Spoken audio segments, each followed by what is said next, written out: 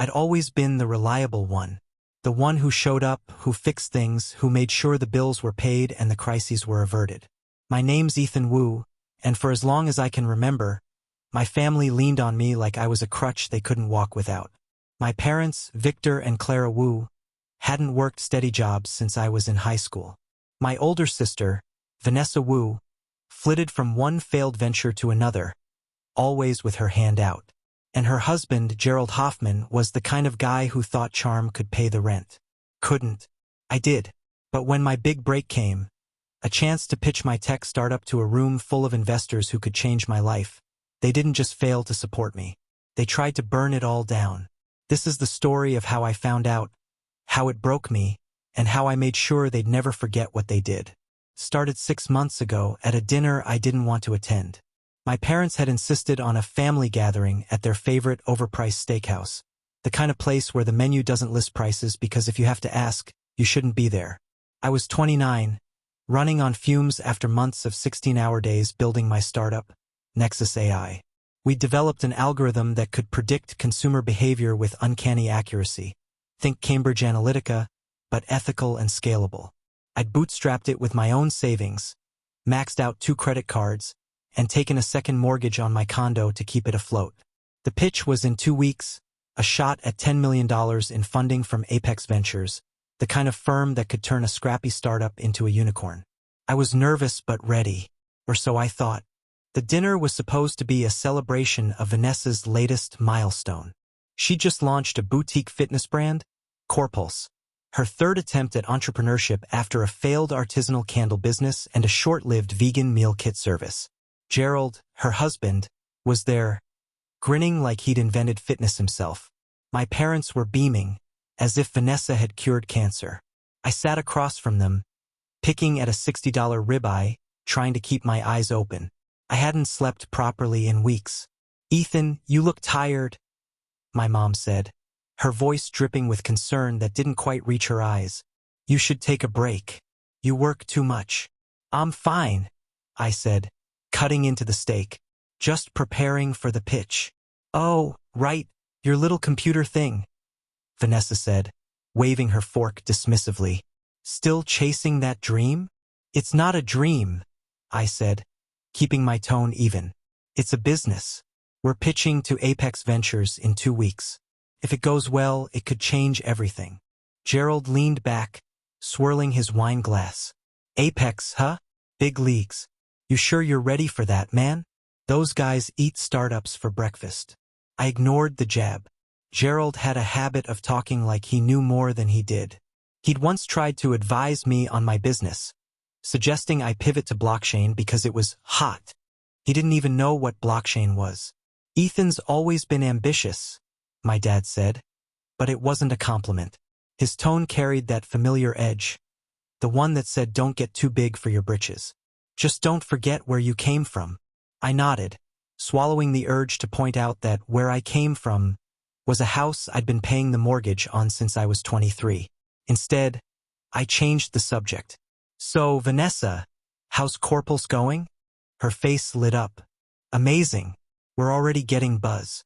I mean, we haven't officially launched, but the Instagram's at 5,000 followers, and we've got a pop-up class next week. You should come, Ethan. It'd be good for you to get out of that office." "I'll try," I lied. I'd seen her business plans before. They were all vibes, no substance, pretty logos and hashtags, but no revenue model. Still, I didn't want to start a fight. Not tonight. The dinner dragged on, with Vanessa dominating the conversation and Gerald chiming in with half-baked motivational quotes. My parents nodded along, hanging on her every word. I checked my phone under the table, rereading the pitch deck I'd been tweaking for weeks. Then Vanessa dropped the bomb. "Oh, Ethan, I almost forgot," she said, her voice too casual, like she was mentioning the weather. "I mentioned your company to a friend of mine who knows someone at Apex. You know, just to give them a heads up." I froze, my fork halfway to my mouth. "You did what?" "Yeah, I was at a networking event and I ran into this guy, Mark something. He's connected at Apex. I told him about Nexus AI, how you're working on this AI thing. Figured it'd help to get your name out there." My stomach twisted. "Vanessa, What exactly did you say? She shrugged, sipping her wine. Just the basics. That you're my brother, you've got this startup, it's about predicting what people buy. Oh, and I might have mentioned you're still figuring things out, but you're passionate. Figuring things out? My voice was low, but I could feel the heat rising in my chest. Vanessa, I didn't ask you to talk to anyone about my company. This is a $10 million pitch. You don't just chat about it at a networking event. She rolled her eyes. Relax, Ethan. I was helping. You're welcome. Helping. I set my fork down, trying to keep my voice steady. You don't even understand what we do. Did you tell this guy anything about our tech? Our traction? Our team? I didn't need to get into the weeds, she said, waving her hand. I gave him the big picture. Anyway, Mark said he'd pass it along. You should be thanking me. My parents exchanged a glance, the kind they always did when they thought I was overreacting. Gerald smirked, leaning back in his chair. Come on, man, it's just networking. You tech guys are so uptight. I wanted to scream. Instead, I took a deep breath and said, Vanessa, you had no right to talk about my business. You could have screwed everything up. Screwed up? She laughed, sharp and mocking. Ethan, you're acting like I told them you're running a lemonade stand. I was hyping you up. God, you're so ungrateful. Ungrateful. The word hit me like a slap. I've been paying for this family's entire life while you're out there playing entrepreneur with no clue what you're doing. And now you're meddling in my one shot to make something real. The table went quiet. My mom's fork froze midair. My dad's jaw tightened. Gerald's smirk faded. Vanessa's face flushed, but she didn't back down. Wow, she said, her voice cold. So that's how you feel? Poor Ethan, carrying the whole family on his back. You love playing the martyr, don't you? I stood up, my chair scraping against the floor. I'm done here, I said.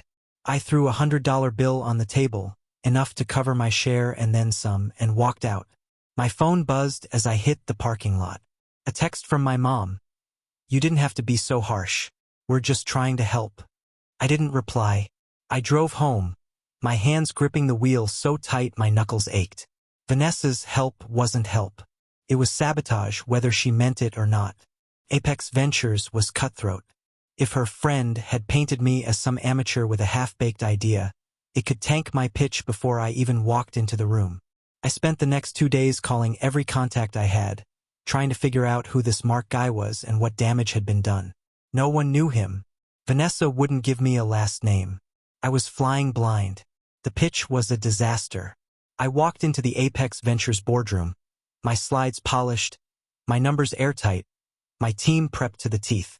But the vibe was off from the start. The lead investor, Diana Patel, barely looked at me as I set up. Halfway through my presentation, she interrupted. Ethan, we heard you're still refining your product. Is that accurate? I blinked. Refining?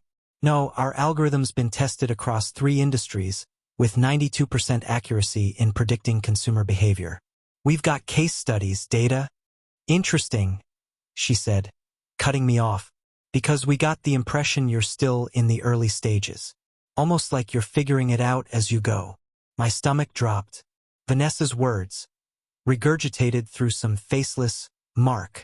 I tried to recover, walking them through our metrics, our partnerships, our roadmap. But the room was cold. They asked a few perfunctory questions, then thanked me for my time. I knew what that meant. No deal. I walked out of that building feeling like someone had punched through my chest. 5 years of work, $200,000 of my own money, countless sleepless nights.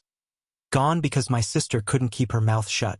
I called her that night, my voice shaking with rage. What the hell did you tell your friend about my company? She sighed, like I was the one being unreasonable. Ethan, I didn't say anything bad. I just said you're working on something cool. Why are you so paranoid? Paranoid? I just tanked my pitch because of you. They thought I was some rookie with no plan. Do you have any idea what you've done? Oh, please, she snapped. If your pitch failed, that's on you. Don't blame me because you couldn't close. I hung up. There was no point. She didn't get it and she never would. My parents were no better. When I told them what happened, my dad said, Well, maybe it wasn't meant to be. You can always try again. My mom added, Vanessa was just trying to help. You know how she is. How she is. That was their excuse for everything. Vanessa could do no wrong, even when she'd cost me everything. I stopped talking to them after that. No calls, no texts, no visits. I needed space to rebuild, to figure out what was left of Nexus AI. But the silence didn't last. A week later, Vanessa texted me, Hey, can you cover my studio rent this month? Corpulse is still ramping up. I'll pay you back. I stared at the message, my thumb hovering over the reply button. She didn't mention the pitch, didn't apologize, didn't even acknowledge what she'd done. Just another ask like always. I deleted the text and blocked her number. Then I blocked my parents' numbers too. I was done being their ATM. The next few months were a grind. I scraped together enough freelance consulting work to keep Nexus AI alive, but the dream of scaling it was on life support. I worked alone, ate alone, slept alone. My condo felt like a bunker, my laptop my only companion. But something else was brewing, anger, sharp and focused. I wasn't just going to let this go. Vanessa, Gerald, my parents, they didn't just fail to support me. They'd actively undermined me. And for what? So Vanessa could play influencer while I paid her bills? So my parents could keep pretending they had two perfect kids? I started planning. The first step was cutting them off. No more automatic transfers for my parents' mortgage. No more covering Vanessa's rent or Gerald's car payments. I canceled the family phone plan, the streaming subscriptions, the credit card they used for emergencies. I didn't warn them. I just stopped. The calls started almost immediately. My mom left voicemails, her voice trembling. Ethan, what's going on? The bank says the mortgage payment didn't go through. Call me back. Vanessa sent an email. Really, Ethan? You're pulling this now? I thought we were family. Gerald even tried showing up at my office, but I had security turn him away. I didn't owe them explanations. They'd made their choice. The second step was harder. I needed to rebuild Nexus AI, but I also needed to make sure they felt the weight of what they'd done. I started digging. Vanessa's Corpulse was a house of cards, flashy social media, but no real revenue. She'd been borrowing heavily to keep up appearances, using my money to cover the gaps. Gerald was no better, racking up debt on failed investments he never told anyone about. My parents? They'd been quietly funneling my money to Vanessa, thinking I wouldn't notice. I did. I always had. Then I found it, the leverage I needed. Vanessa had been pitching Corpulse to a local investor, a guy named Richard Lang. He was small-time compared to Apex, but he had deep ties to the fitness industry. I knew him through a mutual contact, and I knew he valued discretion. Vanessa had been sloppy, though. She'd been emailing him from a shared account she used with Gerald, and Gerald, being Gerald, had forwarded one of her emails to a buddy, bragging about closing a big deal. The email contained her entire business plan, if you could call it that, vague promises, inflated projections, and a budget that assumed I'd keep funding her indefinitely. The buddy had posted it on a public forum, thinking it was funny. It wasn't. I reached out to Richard anonymously using a burner email. I sent him the forum link and a polite note. You might want to take a closer look at Corpulse numbers. They're not what they seem. I didn't need to say more. Richard was sharp. He'd connect the dots. 2 days later, Vanessa called me from a new number, screaming. What the hell did you do, Ethan? Richard pulled out. He said my numbers don't add up. Did you talk to him? I kept my voice calm. Why would I talk to your investor, Vanessa? I'm just a martyr, remember? She hung up, but I could hear the panic in her voice. Corpulse was dead without Richard's money. She'd been banking on it to cover her debts, to keep the illusion alive. Now she was scrambling. The real revenge came 3 months later. I'd been working quietly, rebuilding Nexus AI from the ground up. I'd found a new investor, a smaller firm called Horizon Capital, who believed in the tech and didn't care about rumors. We secured $2 million, not the $10 million I dreamed of, but enough to keep going. I was back stronger than before, but I wasn't done with my family. Vanessa's collapse was just the start. My parents were struggling without my money. They'd missed 2 mortgage payments, and the bank was circling. Gerald had moved out of their house after a blowout fight with Vanessa, who was now living with a friend. Her boutique shuttered. Could have let it end there. They were falling apart on their own. But I wanted them to know it was me. I set up a meeting with my parents and Vanessa at a neutral spot, a coffee shop downtown. Gerald wasn't invited, he was irrelevant now. I walked in with a folder, thick with documents. They were already seated, looking wary. My mom spoke first. "Ethan, we're so glad you reached out. We've been worried about you." "Worried?" I said, sitting down. "Or worried about your bills?" My dad's face hardened. "That's not fair. We're your family." "Family?" I repeated, opening the folder. "Let's talk about that. This is a record of every payment I've made for you since I was 23.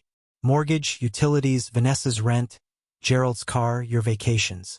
It's $320,000. That's what I've given you. And what did I get? You let Vanessa sabotage my pitch, and none of you said a word." Vanessa scoffed. "You're still on that? It was one conversation, Ethan. Get over it." I slid a printout across the table. It was her email to Richard Lang, the one Gerald had forwarded. "This is you, Vanessa, pretending you had a business while banking on my money." Richard saw through it. I made sure he did. Her eyes widened.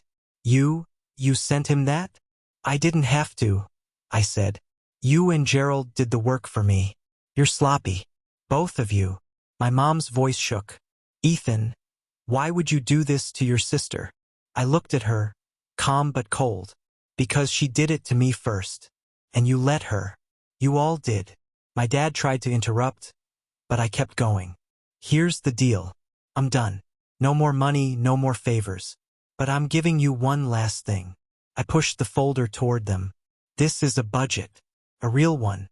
No fluff, no Instagram dreams. This is how you survive without me. You can sell the house, get jobs, figure it out. Or don't. I don't care anymore." Vanessa was crying now, but it wasn't sadness. It was rage. "You're a monster," she spat. "You're destroying us." "No," I said, standing up. "You destroyed yourselves. I just stopped cleaning up the mess." I walked out, leaving the folder on the table. They didn't follow me. The fallout was epic. My parents sold the house a month later, moving into a cramped apartment on the edge of town. Vanessa's boutique was officially bankrupt, and she was working retail to make ends meet. Gerald was couchsurfing, his investments gone. I heard through a mutual friend that they'd started blaming each other.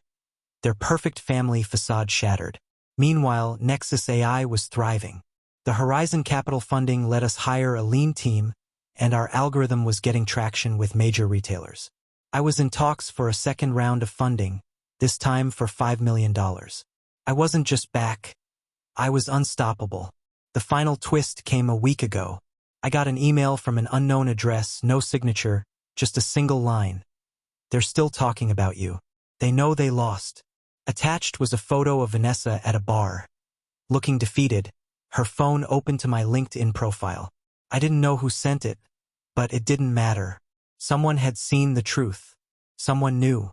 I leaned back in my chair, staring at the photo. I didn't feel joy or satisfaction, just a quiet certainty. They tried to sabotage my big break, but I'd built something they couldn't touch. And now they'd live with the consequences forever. Did you love this story of karma striking back? Subscribe to Karma's Counterstrike for more, and share your own family betrayal stories in the comments.